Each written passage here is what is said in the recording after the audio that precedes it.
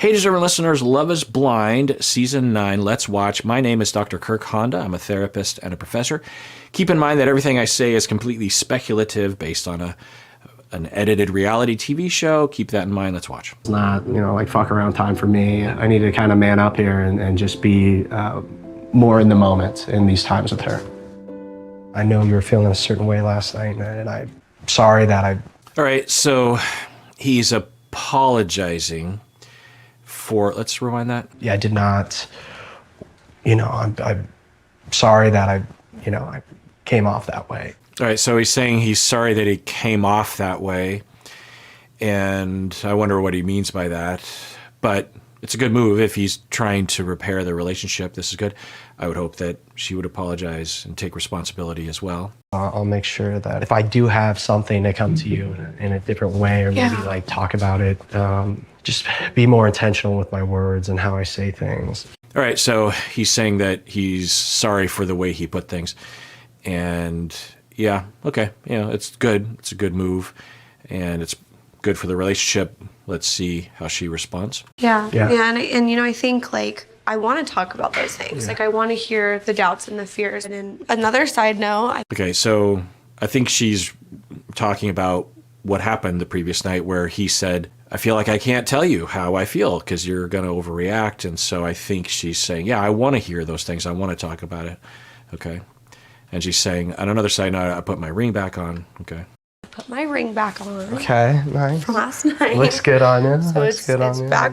All right, so yeah, both are making moves to repair, acts of goodwill, reaffirmation. But given that she has had two reactions that I think were confusing to him, they were confusing to me as well. I don't know if they were confusing to you in terms of the basis for the reaction. So I would hope that that's addressed, because if it's not, given the rate of the incidents, it would make sense that it would happen again, maybe even today, maybe even right now. I don't know if the cameras have anything to do with it, but it is likely to happen again. So unless there's some approach, maybe she has one that she is doing off camera. It doesn't seem that way, but unless there's some solution there, it's probably going to happen again. And given his response from the first to the second, his third reaction might be with even more concern about the relationship. I don't know if that's the case, but it had that look to me. There's also a possibility that he has already decided, or both of them have decided, that it's over and they're just going to ride this out till the end. He said something interesting. He says, I just have to be in the moment. I don't know if that meant that if he thought about not being in the moment, he would say, what am I doing here? I'm not going to marry this person. I need to nip this in the bud or something. Or if I look at it more on its surface in terms of what he's saying, I think he's saying I have to be in the moment and be connected to her, I think is what he's saying. Now, I don't know. I personally, I would put at least a little bit of money if I was to make a bet that he's at least 60% a no at this point at the altar. But there's a chance that he's not.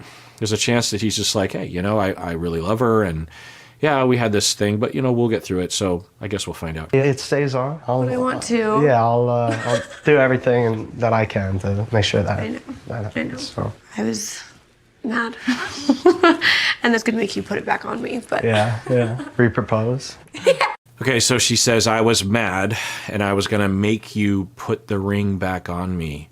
I don't know. Maybe she'll follow it up with, yeah, I was mad unreasonably, or I was mad, but I shouldn't have taken that far, or something. I mean, if there's nothing that she's saying, either on or off camera, that acknowledges something from her side, then that's not a good sign. No. But I just wanted to show you that I put it back on. I appreciated you cuddling me this morning and telling me that you are in this for me. And all right, so we're hearing that they kind of already made up off camera, which makes sense. Maybe they talked about it. Maybe she admitted that she overreacted. I'm not hearing that, but maybe. It's okay to have those fears, like I do too, and I want us to talk about those things, you know? I just want you to know that I am sure about moving forward. So we can only go off the edit. We're not hearing her refer to an apology earlier. If this is reflective of reality, then yeah, it's huge concerns.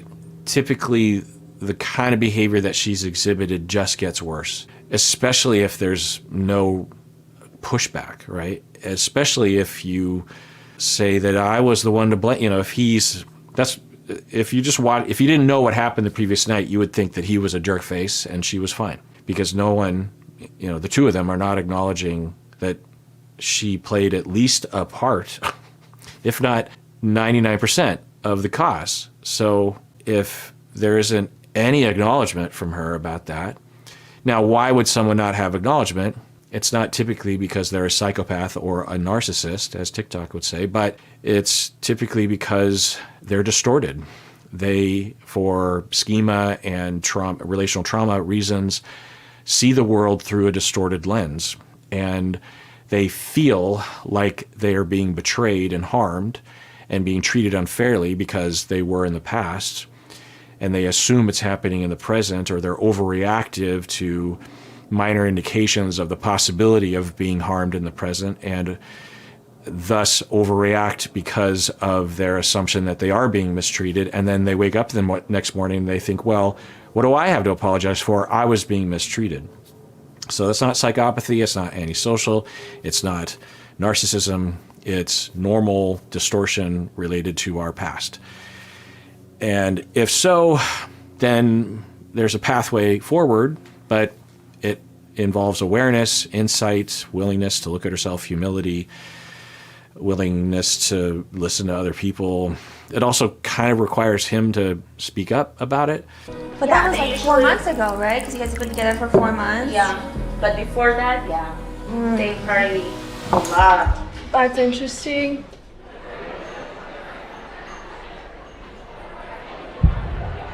Uh-oh. So, since the beginning, it wasn't clear to me anyway that Allie and Anton were going to work out. I can't know.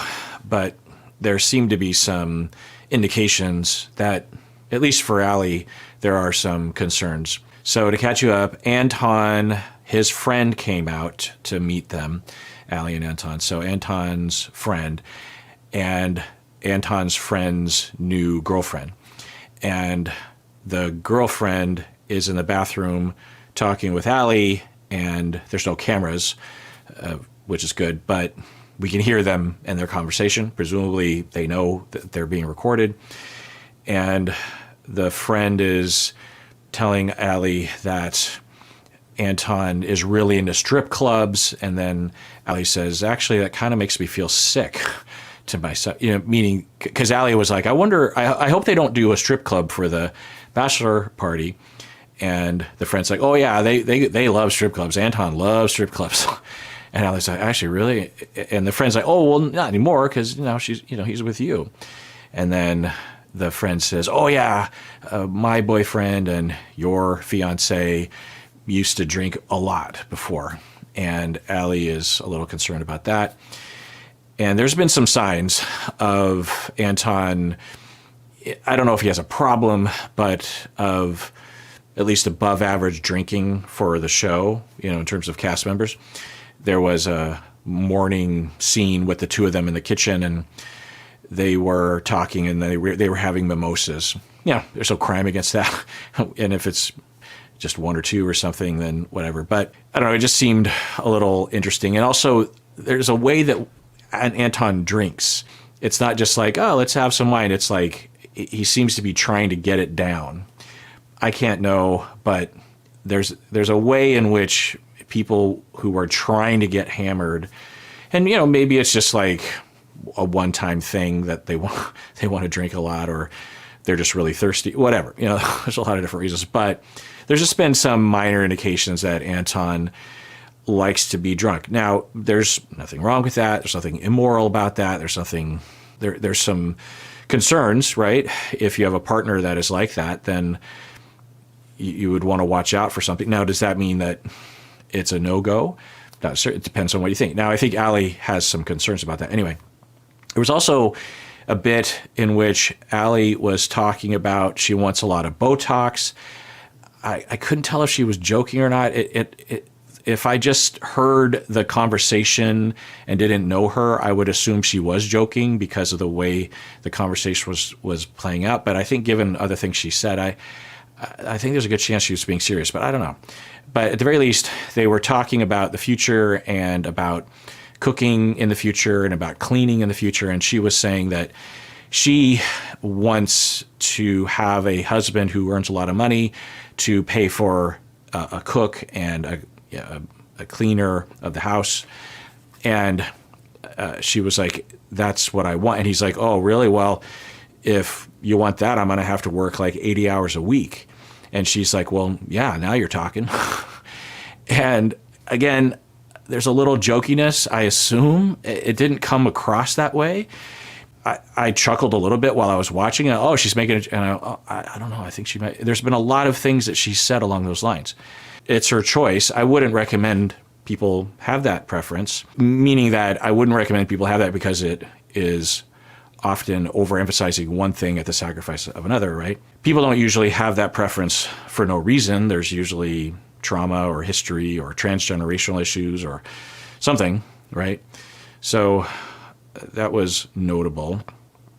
And then they just didn't seem to have ever really connected. I was hoping that behind the scenes they did, and I think now we're seeing maybe not.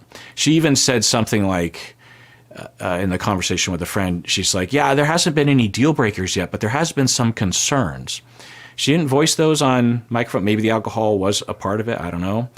But now we're seeing a scene in which she's sitting on a bench away from the guy. Another indicator was that Anton was like, I took a lift down here. Now, there's nothing wrong. In fact, if you're drinking even a little bit, you should think about not driving drunk. But also, he was like, let's take shots and let's do that sort of thing.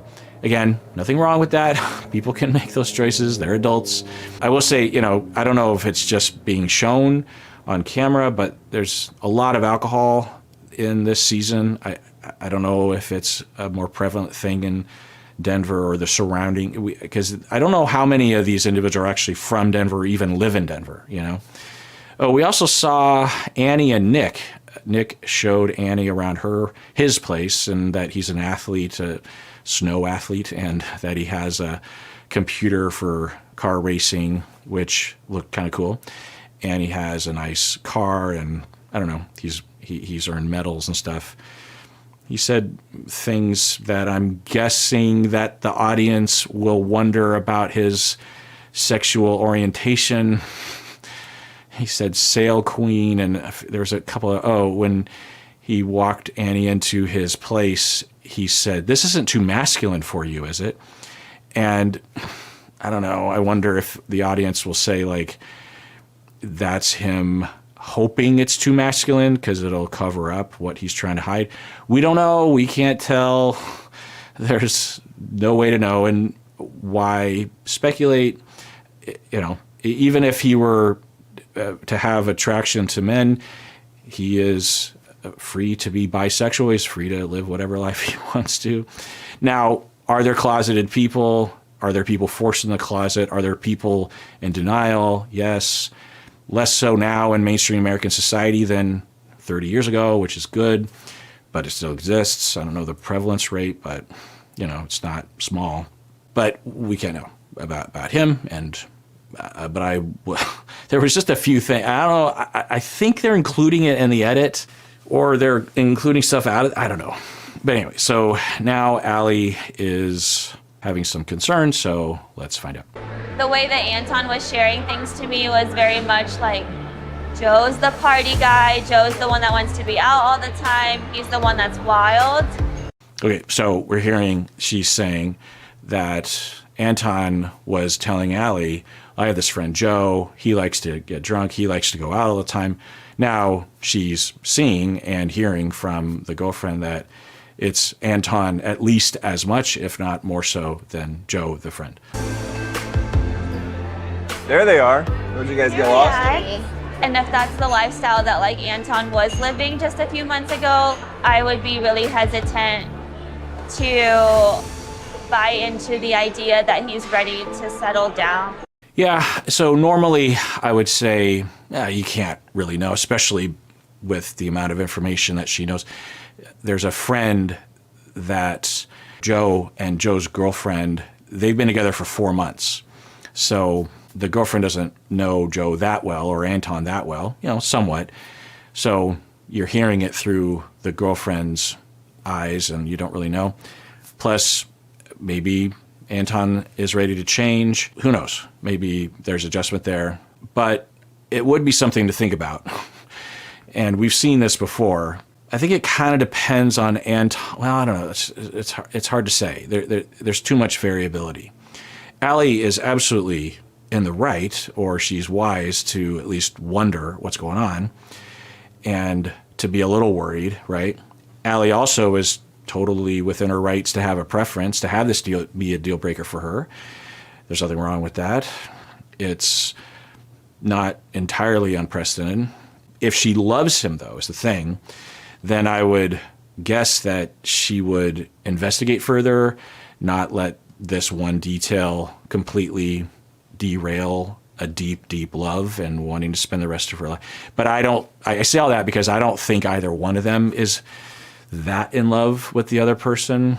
They could be, but there was also an awkward scene when the two of them earlier in this episode where she would, when I was talking about how she was like, I want Botox and I want to cook and I want a cleaner and he's just like, oh, well, and he didn't really say much beyond that.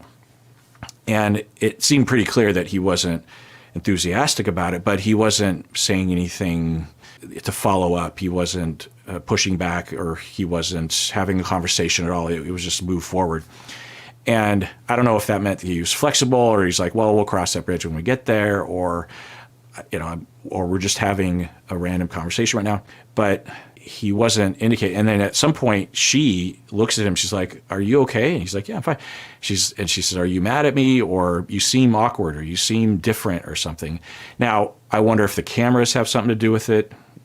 I don't know how comfortable Anton is in front of the cameras.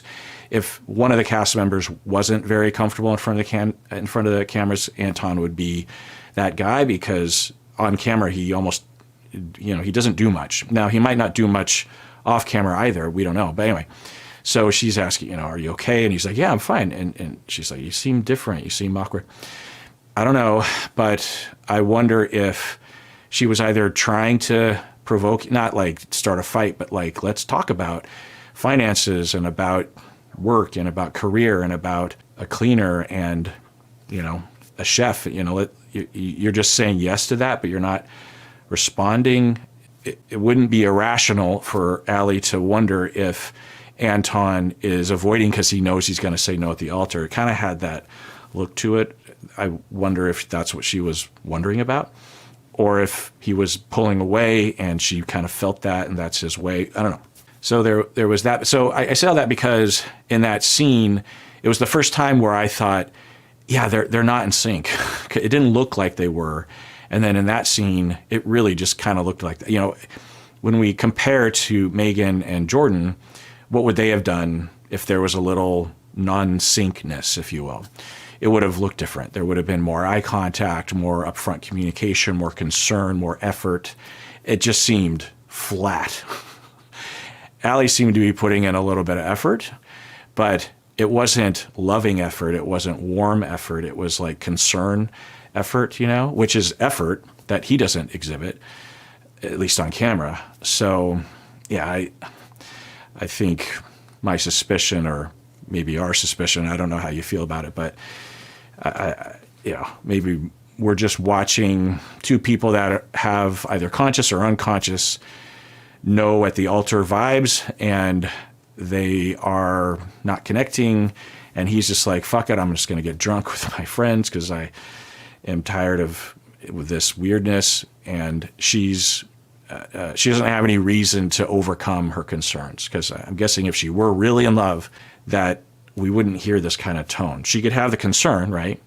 Like when Megan had a concern about Jordan's goofiness at the pool party, but there's a different vibe. There's a different approach. Megan was assertive, but also like present and like, hey, I don't want this.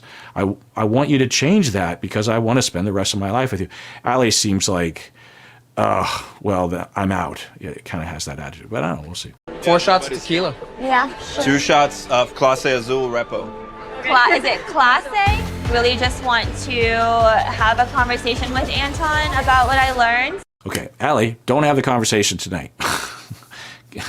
Conversations are out tonight, tomorrow, or tomorrow afternoon after he recovers or something. Yeah, I get it, but I'm hearing shots. There's been drinks. There were mimosas earlier this day, so tonight would not be a good idea if you want the relationship to succeed. If you don't really care, then go for it. Wow. So we have something to discuss, mister. What's up? You're in trouble. Am I? Yeah. She's saying it with a smile. I think we might be seeing a pattern of the way that she communicates. If it's all jokey and she's like, no, I'm not being serious about him working 80 hours a week to pay for my Botox. I'm totally joking. I want to have the nicer things in life, but no, I'm totally... She's saying this with a smile, and you're in trouble, mister. But in the beginning of a relationship, before you know each other well enough, especially on a sensitive topic like this, I would not recommend that it get worded this way. I also wouldn't recommend you having a conversation in front of the friends while drinking. Just wait till tomorrow, have the conversation. But the way that she's wording it, you're in trouble. For what? What could he possibly be in trouble for? If she has a preference, totally fine.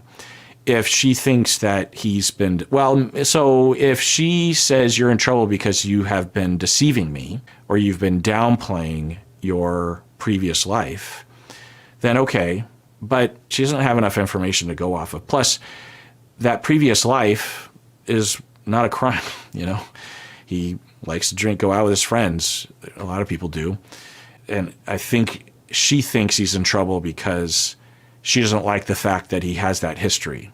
Now, I want to be clear that if I were her friend, I would say, if you don't want to be with a guy who drinks a lot and parties a lot and all that kind of stuff, then yeah, I would really think about this, because there's a pretty good chance that that's going to continue, even if he says that it won't. I mean, why would it just completely dry up all of a sudden? I mean, it's happening kind of right in front of you right now, even though he's engaged and da-da-da. So do you want that or not? Some people don't want that. Some people are fine with that. Some people are willing to move forward. Some people are that way themselves, So if she has that preference, that's fine. But he's not in trouble, okay, unless she thinks that he deceived her. What's it about? Nothing. See you later. Keeping secrets now. Right. We use it as a jumping off point. Don't do this either. Don't tell someone important to you that they're in trouble and you want to talk with them about it later and then refuse to give them the topic sentence or something. Just wait, right? It throws someone into an anxiety attack. It ruins the night. It's ominous. Could be seen as controlling in a way of just like, I'm going to hold this over your head and you better, it ruins the situation. So either talk about it or don't. On. I mean, there are most things I don't skimp on. I want to hear all about this house search. Yeah, so, I mean... So, 80s, puffy sleeves are back in style. I mean, makes sense, right? Kind of... Are shoulder pads coming back too? I don't know. Fashion. All right, well, I want to remind you all that if you like what we're doing here, you can become a member on YouTube and or a patron on Patreon. When you do that, you are really helping me with my anxiety because there's always a certain amount of people that are canceling every month, because of budget or they no longer like my thing, which is fine. But I'm always worried every month, and every month I check the numbers. sometimes I check every day. Yeah, I mean, my entire livelihood depends on. So, you know, only if you care to, only if you can afford it. And regardless, take care of yourself because you deserve it. You really, really do.